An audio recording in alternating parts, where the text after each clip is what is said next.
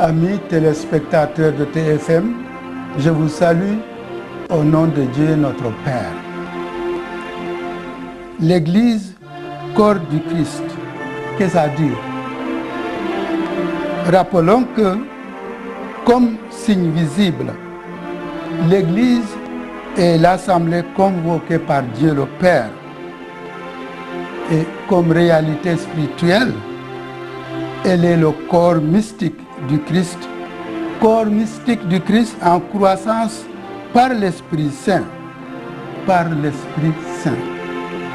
Cela veut dire que l'Église n'est pas seulement un rassemblement d'hommes et de femmes ayant choisi de faire route ensemble pour atteindre un but quelconque, mais elle est aussi une réalité mystique voulue par Dieu le Père.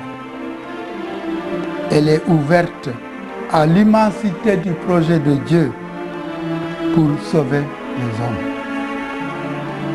Le Seigneur Jésus, mort, ressuscité et vivant, est à la fois la tête et le corps tout entier de l'Église.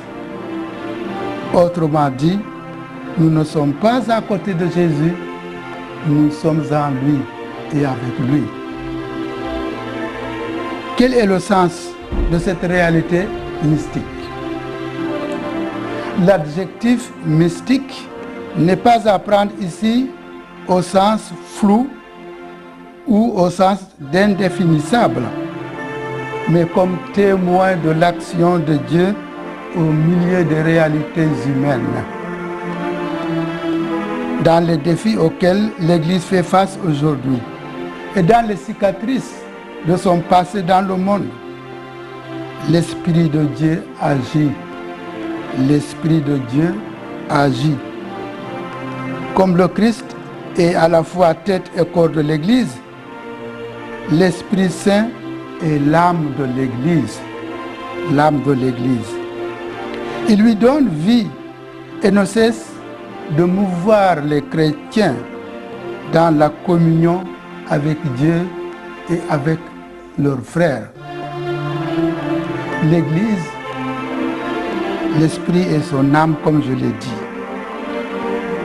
L'Esprit, âme de l'Église, n'est pas visible à l'œil nu. Cette Église, dans son corps mystique, n'est pas visible à l'œil nu, comme l'Esprit n'est pas visible à l'œil nu. L'Esprit est visible par l'Esprit de la foi, par les yeux de la foi. Regardons avec les yeux de la foi.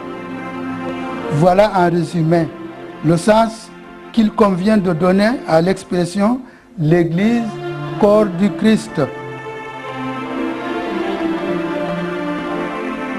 En parlant de l'Église, corps du Christ, nous pensons nécessairement à l'Eucharistie. L'Eucharistie. L'Église fait l'Eucharistie et l'Eucharistie fait l'Église, dit-on. L'Eucharistie est le trésor commun de toute l'Église dans son universalité. Oui, l'Eucharistie fait l'Église. Quand les chrétiens se nourrissent du Christ, ils deviennent peu à peu Christ, des alters Christ. Ils peuvent dire alors avec Saint Paul, ce n'est plus moi qui vis, c'est le Christ qui vit en moi. Est-ce que le Christ avait vraiment voulu établir l'Église telle que nous la connaissons aujourd'hui? Cette question est très importante. Sa réponse permet d'éviter des amalgames qui tendent à enfermer l'Église entre quatre murs. Qu'est-ce à dire? Le Christ n'a peut-être pas pensé à une cité du Vatican telle que nous la connaissons aujourd'hui. Le Christ n'a peut-être pas pensé au découpage territorial en diocèse, en doyenné, en paroisse. Essentiellement, il a voulu le rassemblement de tous les hommes et de toutes les femmes dans l'amour. Dans l'amour.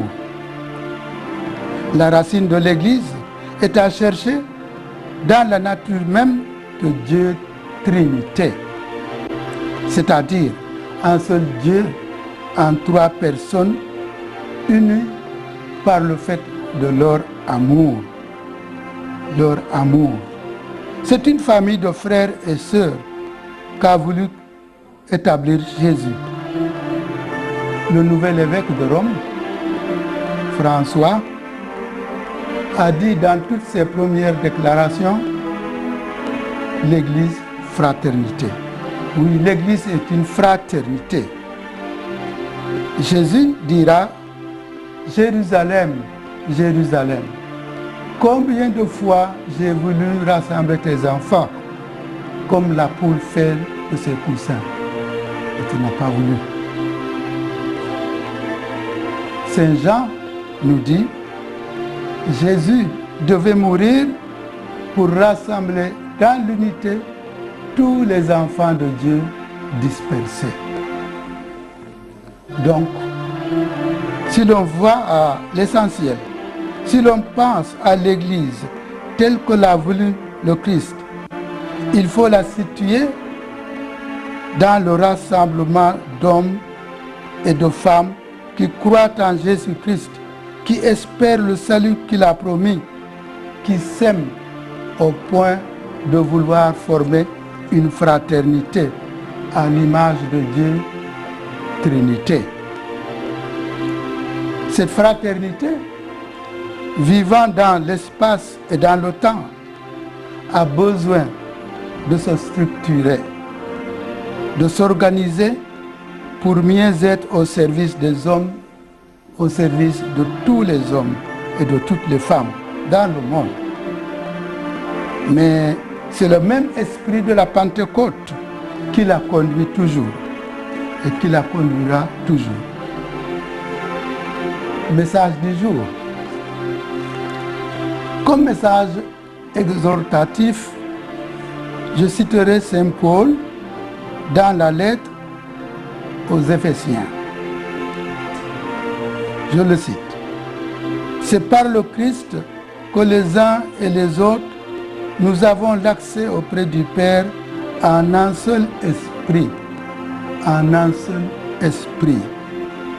Ainsi donc, vous n'êtes plus des étrangers, ni des hôtes, mais vous êtes concitoyens des saints. Vous êtes de la maison de Dieu. Apôtres et prophètes sont les fondations sur lesquelles vous vous édifiez. Et la pierre angulaire, c'est le Christ lui-même. C'est en lui que nous entrons dans l'édifice pour former une seule demeure de Dieu dans l'esprit. Éphésiens 2, chapitre. Voilà, chers téléspectateurs, il est donc raisonnable de croire fortement que dans la tempête, dans les difficultés, l'Église de Jésus-Christ se transformera, mais ne mourra jamais. Dans les prochaines méditations, nous reviendrons sur l'Esprit Saint, âme de l'Église. Bon et saint temps de carême. À la prochaine. Âme de l'Église, sanctifiée.